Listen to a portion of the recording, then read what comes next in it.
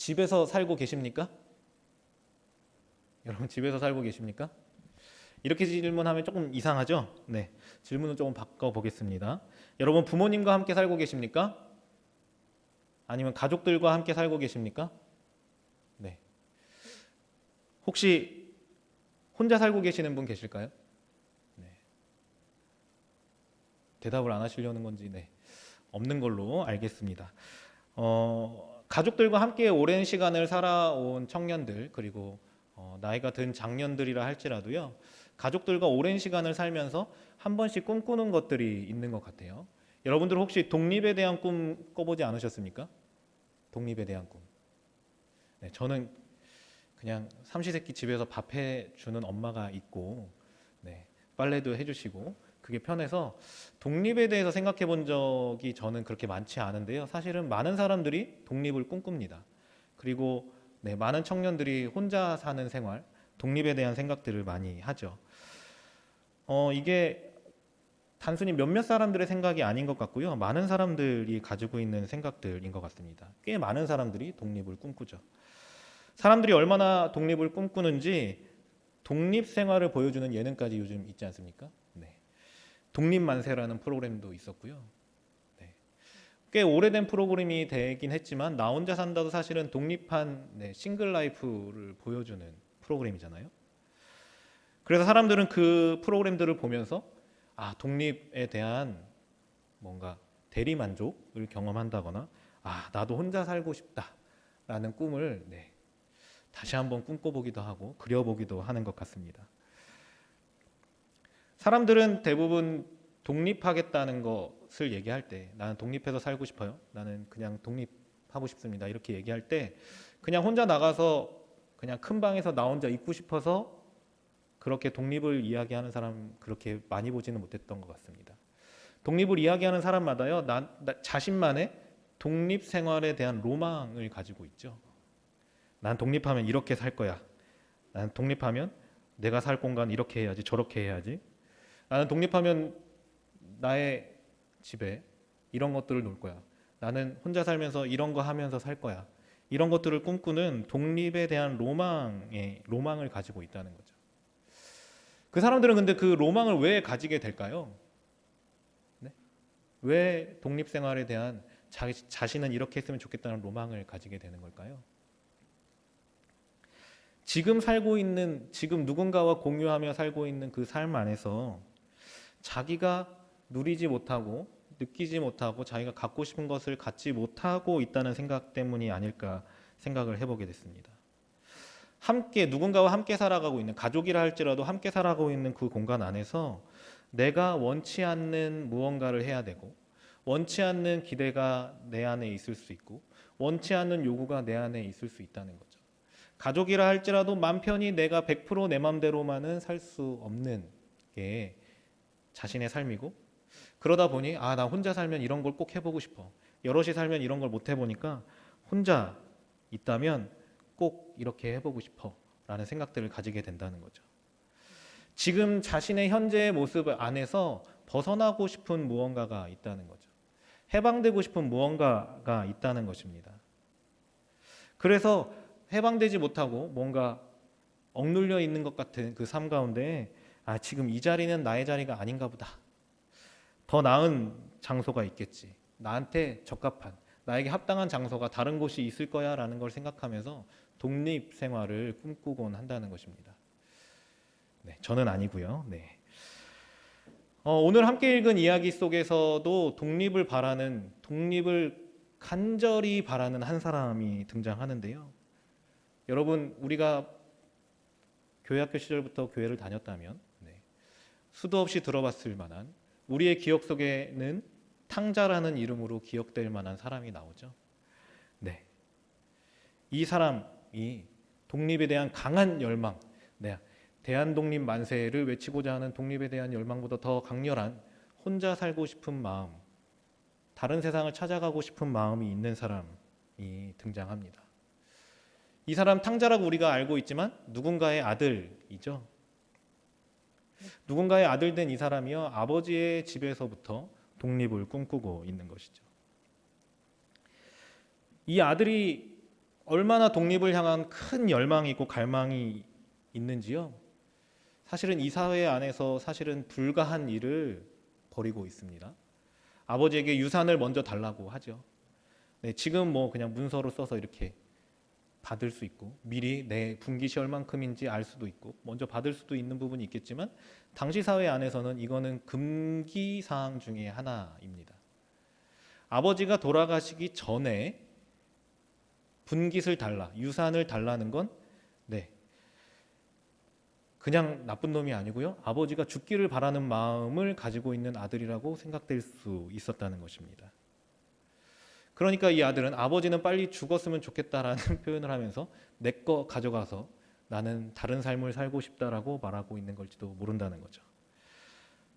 그런데 거기까지만 했어도 그나마 나을 것 같아요. 아버지가 굉장히 착하신 것 같습니다. 아버지 빨리 돌아가셨으면 좋겠습니다라고 말했음에도 불구하고 분깃을 나눠주죠. 네.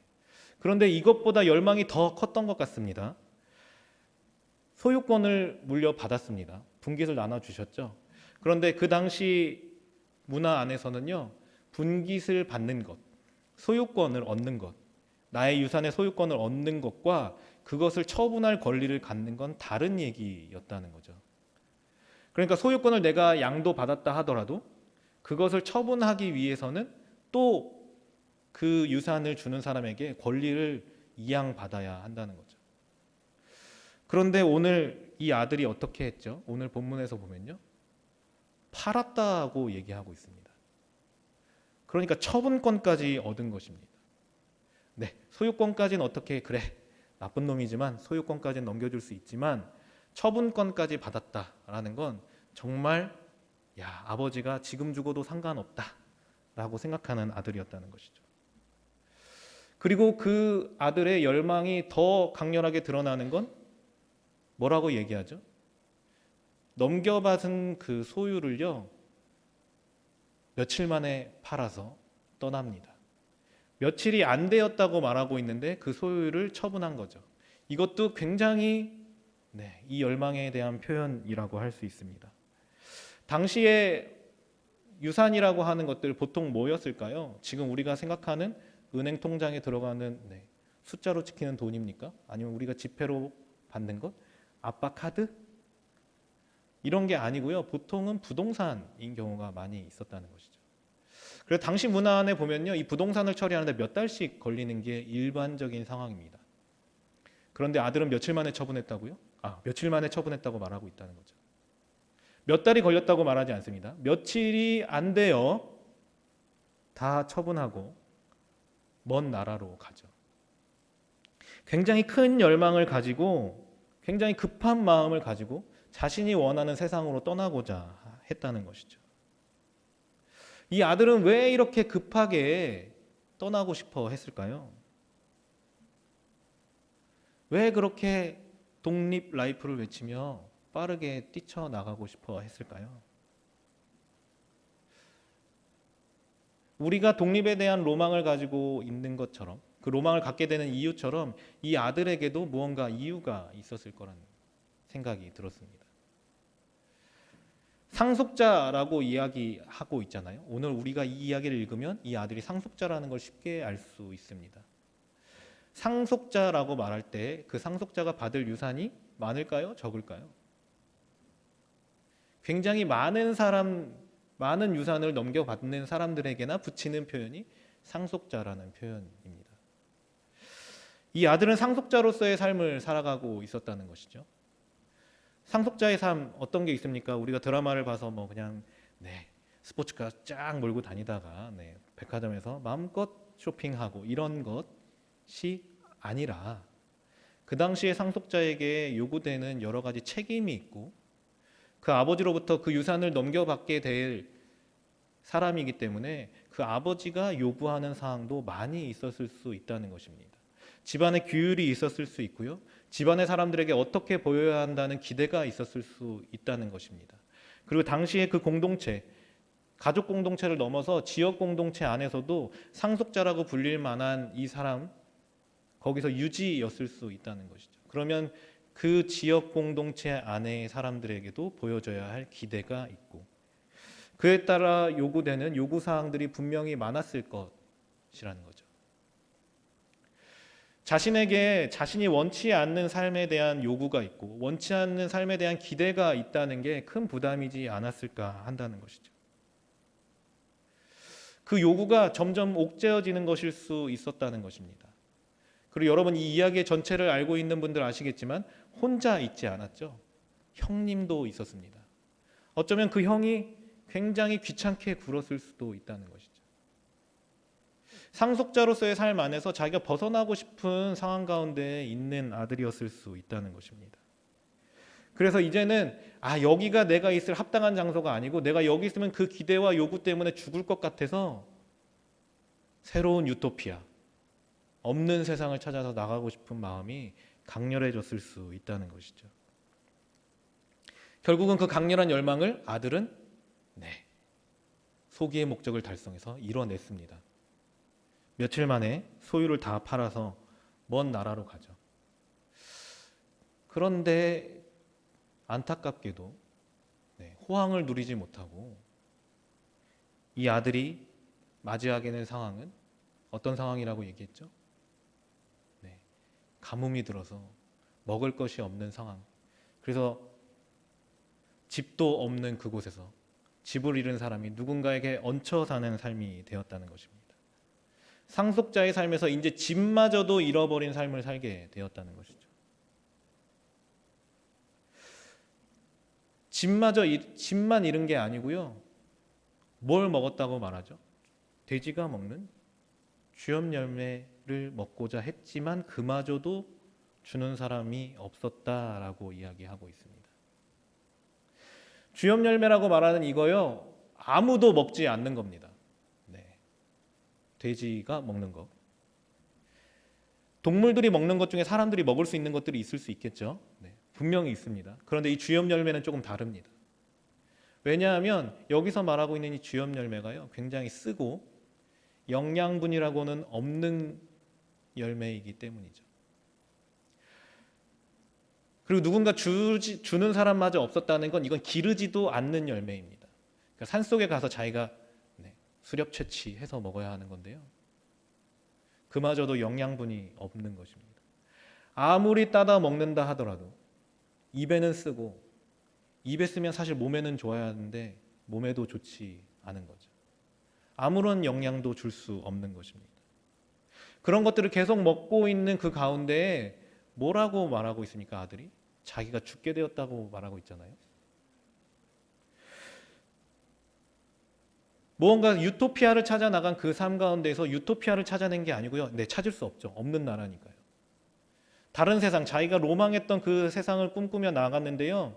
로망은 사라지고 현실보다 못한 지옥 같은 세상에 살게 된 게 이 아들의 모습입니다. 책임과 요구에서 멀어지고 자신이 기대했던 삶으로 나아갔는데요. 궁극적으로는 집을 잃은 사람이 되어졌다는 것입니다. 그리고 이제는 죽을지 모르는, 그리고 그 죽을지 모르는 그 상황 가운데 어느 누구도 도와주지 않는 고립되고 혼자 돼 있는 존재가 되었다는 것입니다. 이 이야기를 통해서 예수님 드러내고자 하는 것이 무엇입니까? 상속자였던 너희의 삶이 하나님을 떠나 사는 삶 안에서 이렇게 되었다라는 걸 얘기하고 있잖아요. 우리의 상황은 좀 어떻습니까? 여러분들은 조금 이 얘기와 동떨어져 있는 것처럼 생각되십니까? 여러분은 이렇게 살지 않는 것처럼 보이십니까? 여러분 그리스도인으로서 이렇게 살지 않고 계십니까?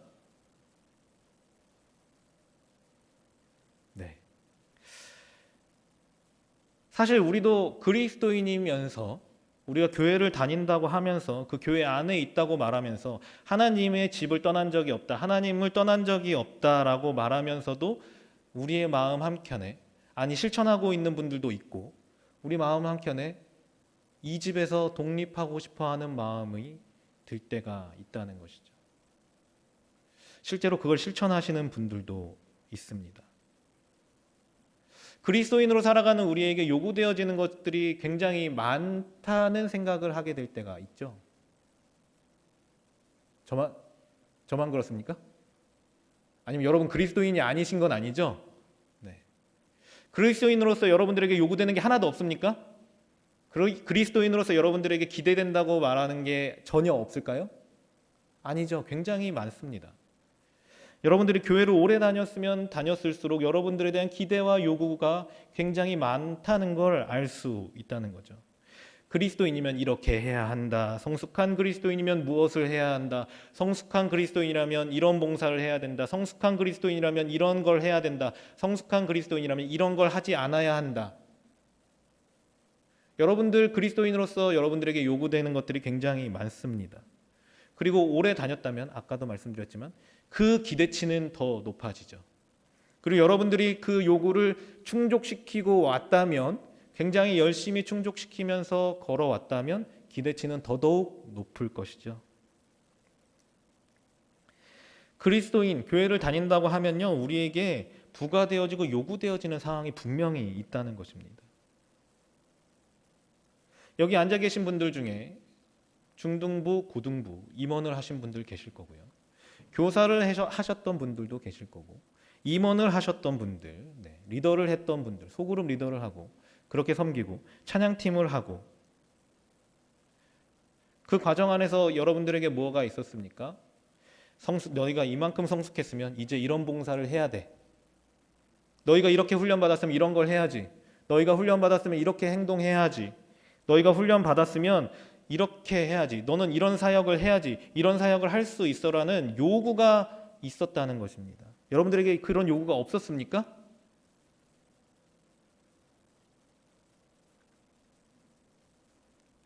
분명히 있었는데 내가 안 그랬어라고 그럴까 봐 대답 안 하시는 거죠. 여러분들에게 수많은 요구가 있었을 것입니다. 그 안에서 여러분들 마음 안에 어떤 마음들이 있었습니까? 그 시간이 길어지면 길어질수록, 여러분들이 사역 안에서 요구받는 게 많고 기대하는 게 많아지면 많아질수록 여러분들 마음 안에 너무 기쁨이 넘치기만 하셨습니까? 너무 신나서 더 열심히 봉사하고 더 많은 시간을 교회에서 보내며 더 많은 훈련을 받겠다고 손들어 자원하셨습니까? 보통 그렇지 않죠. 물론 너무 심하고 과한 요구들이 있을 수 있고 그것이 옳지 않을 수 있지만, 그 안에서 우리의 마음 안에는 다른 마음이 생깁니다. 번아웃 될 때가 있고요. 갑갑하게 느껴지고 이 요구로부터, 이 기대로부터 벗어나고 싶은 마음들이 생기죠. 그래서 사역을 열심히 하고 있다가도 교회를 떠나는 사람들이 생기고, 공동체 안에서 리더를 하다가도 그걸 내려놓는 순간 언제 그리스도인이었냐는 듯이 떠나가는 사람들이 있고, 리더였을 땐 지키던 자리에 더 이상 있지 않고 숨어 지내는 사람들이 생기게 된다는 거죠. 나만 무언가 어딘가에 붙잡혀 있는 것 같고 나 혼자 어딘가에 그냥 갇혀 사는 것처럼 느껴지는 마음들이 들 수 있다는 것이죠. 그러다 보면 이 아들처럼 다른 나라를 꿈꾸죠. 다른 세상을 꿈꿉니다. 내가 그리스도인으로서 다른 유토피아를 볼 수 있지 않을까? 내가 그런 기대와 요구가 없는 신앙생활을 할 수 있지 않을까? 그러면서 그것들을 실행하고 거리를 두기 시작하고 공동체로부터 거리를 두기 시작하는 일들이 우리 안에도 분명히 있다는 것입니다. 그러면서도 우리는 그 기대와 요구와 멀어지면서도 나는 그리스도인으로서 잘 살아갈 수 있다라고 생각할 수 있는 충분한 상황마저 지금 제공되고 있죠. 온라인 예배를 드릴 수 있고, 우리가 상황에 따라 우리의 상황에 맞춰서 다른 예배에 참석할 수도 있고, 하지만 한번 그렇게 할 때 우리의 마음 안에 어떤 마음이 있고 어떤 생각으로 그렇게 하는지 우리는 다시 한번 물어볼 필요가 있다는 것이죠. 다른 세상을 꿈꾸며 그렇게 하고 있는 건 아닌지, 그렇게 다른 세상을 꿈꾸며 이 기대와 요구에서 벗어나고 싶어하고, 이 요구에서 벗어나면 나는 뭔가 자유로울 것 같은 생각으로 그렇게 하고 있지는 않은지. 그 결과는 무엇일까요? 이 아들이 쓰고 영양가 없는 것을 먹을 수밖에 없는 상황처럼 내가 무언가 먹고 있는 것처럼 생각되어지지만 채워지지 않는 상황 가운데 거할 수 있다는 것이죠. 그렇게 될 때 어떻게 된다는 것이죠? 죽을 수 있다는 것입니다. 그런 상황이 길어지면 길어질수록 그런 상황 가운데 다른 나라만을 꿈꾸고 있다면 죽을 수 있다는 것입니다. 우리도요. 아들만이 아닙니다. 그런데 이 이야기에 참 감사한 건 그 아들이 굶어 죽지 않았다는 것입니다. 감사하죠. 굶어 죽었다면 우리는 모든 걸 포기하고 여기서 도망쳐야 될 텐데요. 아들이 죽지 않았습니다. 죽지 않고 그 아들이 그 잃어버린 자로, 집을 잃은 자로 남아있지 않고 새롭게 시작하게 되었다는 것입니다. 그 시작의 출발, 무엇에서부터 출발했습니까? 자신의 인식으로부터 출발했다는 것이죠. 자신이 기대했고 자신이 바라보던 세상과는 동떨어져 있는 자신을 발견했다는 것이죠. 나는 이렇게 될 수 있어라고 꿈꾸던 그 세상이 아니고요. 내가 꿈꾸던 세상이 아닌 내가 지금 처해 있는 이 상황을 인식한 데서부터 이 아들의 굶어 죽음은 드디어 끝나기 시작했다는 것입니다. 자신이 굶어 죽을 수밖에 없는 상황 가운데 처해 있는 걸 발견하고 그걸 인정하는 그 순간 새로운 길이 열려졌다는 것입니다. 그런데 이 아들이 자신의 현실을 인식하지 못했다면 어떻게 됐을까요? 가뭄이 갑자기 다음 날부터 끝나가지고 막 이렇게 될까요? 이 당시에 가뭄 몇 년씩 지속되는 것입니다. 이 아들은 결국 죽을 수밖에 없었을 건데요. 이 아들은 감사하게도 자신의 상황을, 자신의 현실을 인식하기 시작했습니다. 그래서 인식하지 못했을 때 돌아갈 수 없었던 자신에게 가장 적합한 장소가 있다는 걸 기억해냈다는 거죠. 이 아들은 자신을 인식하는 과정 가운데 두 가지 질문을 던지면서 자신의 자리, 자신의 현실을 인식하기 시작했습니다. 그리고 회복되어지죠. 그 첫 번째 질문은 무엇입니까? 내가 어디 있어야 할 것인가? 라는 물음을 던졌다는 것이죠. 과연 내가 이 자리에 있어야 하는 것인가? 내가 지금 처해 있는 상황이 내가 있어야 할 그곳인가? 질문을 던지기 시작했다는 것이죠. 그 질문을 던졌을 때 내가 있어야 할 곳이 어디인가 다시 한번 인식할 수 있게 됐다는 것이죠. 그러면서 자신의 아버지의 집을 떠올릴 수 있었다는 것입니다. 그 질문을 통해서 내가 있어야 할 장소가 가장 적합하고 합당한 장소가 어디인지 기억을 해냈다는 것이죠. 그리고 그 다음 질문은 무엇을 했습니까? 내가 있어야 할 곳에서 나는 어떻게 살아야 할 것인가? 어떻게 하면 살 수 있을 것인가? 거기서 살 수 있는 방법은 무엇인가? 질문을 던졌다는 것이죠. 자신의 아버지의 성품을 정확하게 알아서요. 나는 돌아가면 용납받겠지까지는 생각하지 못했지만 아버지의 성품이 어떠한지를 알아서 내가 품꾼으로 그곳에 돌아간다 할지라도 나는 그곳에서 살 수 있다는 걸 기억해냈다는 것입니다. 품꾼으로 그 자리에서 살아갈 때 품꾼으로라도 내가 그 공동체 안에서 그 집에서 나에게 요구하는 것, 나에게 기대하는 것들을 한다면 그곳에서 생명을 얻고 살아갈 수 있다는 걸 이 아들은 기억해냈다는 것이죠. 결국은 자신에게 합당한 장소라는 곳이 있고 그곳에서 요구되어지는 것들을 요구되어지는 삶이 있다는 걸 인정했을 때 자신이 살 수 있다는 걸 깨달았다는 것입니다. 이 질문들을 통해서 나는 어떤 사람이고 어디에 있어야 하는지 그리고 내가 해야 될 것은 무엇인지 기억해낸 것들을 통해서 다시 생명의 삶으로 옮겨질 수 있고 자신이 거해야 될 합당한 장소로 걸음을 옮길 수 있었다는 것입니다.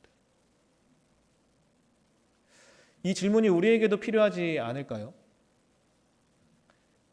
여러분들은 어디에 있어야 하는 분들입니까? 여러분들은 어디에 거해야 하는 분들입니까? 여러분들이 있어야 할 곳은 어디이십니까? 여러분 그 질문을 던졌을 때 여러분들이 자신 있게 나는 내가 있어야 할 그곳에 있다라고 대답하실 분 계십니까? 그렇다면 참 감사하게도 은혜 가운데 살아가고 계시는 거겠지만 그렇게 대답할 수 없는 분들이 있을 수 있다는 것이죠. 그 질문을 던지고 내가 있는 이곳이 어디인지 인식하는 게 우리에겐 필요합니다. 지금 때에 더더욱 그럴지도 모르겠습니다. 나의 상태는 어떠한가? 나의 상태로 이곳에서 살아가는 게 옳은 것인가? 나는 이곳에서 살아갈 수 있는가? 나에게 합당한 장소인가? 내가 있어야 할 그런 곳인가? 내가 살아날 수 있는 그런 곳인가? 질문을 던져야 한다는 것이죠. 그 질문을 통해서 내가 있어야 할 합당한 장소가 이 아들이 돌아간 아버지의 집처럼 내가 하나님의 품으로 돌아가야 한다는 걸 생각하셨다면 내가 그리스도인으로서 하나님의 품 안에서 해야 할 일들은 무엇이고 나에게 요구되어지는 것은 무엇인가 기억할 필요가 있다는 것입니다. 그것이 여러분들을 옥죄고 여러분들 마음대로 살 수 없게 만들기 위한 게 아니고요. 그곳 가운데서 합당한 장소 가운데서 여러분들이 누릴 수 있는 것들을 누리기 위해서 여러분들에게 요구되어지고 있는 것일 수 있다는 것입니다. 그냥 요구되어지는 게 아닐 수 있다는 것이죠.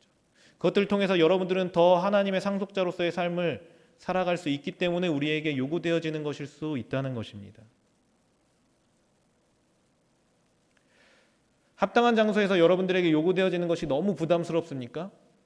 그것을 해야지만 그곳에 자리할 수 있을 것 같아서 너무 부담스러우십니까?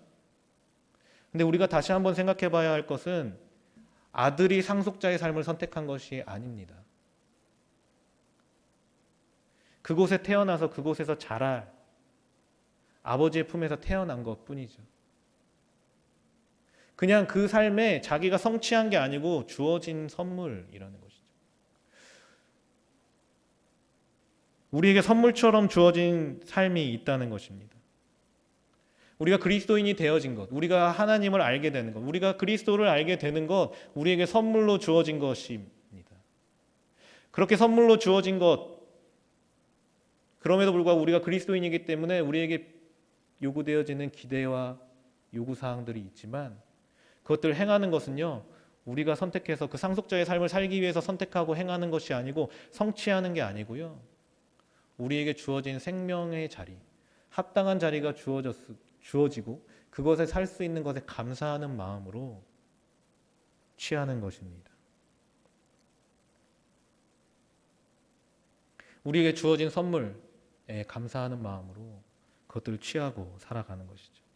그래서 감사하는 마음으로 나에게 주어진 책임, 나에게 생명이 주어졌다는 것에 대한 감사하는 마음으로 우리의 책임을 다하는 것입니다. 이때에 우리의 모습들을 한번 살펴보기를 원합니다. 나에게 주어진 것은 무엇이고 내가 있어야 할 합당한 자리에 나는 서 있는가? 그리고 나에게 주어진 그 선물에 합당한 삶을 살아가고 있는가? 감사하는 마음으로 살아가고 있는가? 아니면 갑갑해하며 도망치려고만 하고 있지는 않은가? 그 두 가지 길 가운데 나의 선택에 따라 결과가 무엇인지 제대로 인식하고 제대로 돌아보는 일이 우리에게 필요하다는 것입니다. 내가 있어야 할 합당한 장소가 여러분 어디라고 생각하십니까? 그리스도인이라면 여러분들에게 합당한 장소가 어디입니까? 하나님 품 안이고 하나님이 부르신 곳입니다. 그 부르신 곳이 여러분들에게 합당한 장소인 줄 안다면 여러분 감사한 마음으로 우리가 순종하십시다. 만약 그렇게 살고 있지 못하면 우리가 다시 한번 이 아들처럼 내가 있는 자리를 인식하고 주님께 돌아가겠다고 고백하며 그 품 안으로 달려갈 수 있기를 소원합니다. 그렇게 살기를 원하십니까? 그렇게 살기로 결단하시겠습니까? 우리 그런 마음을 가지고 찬양하면서 기도하겠습니다.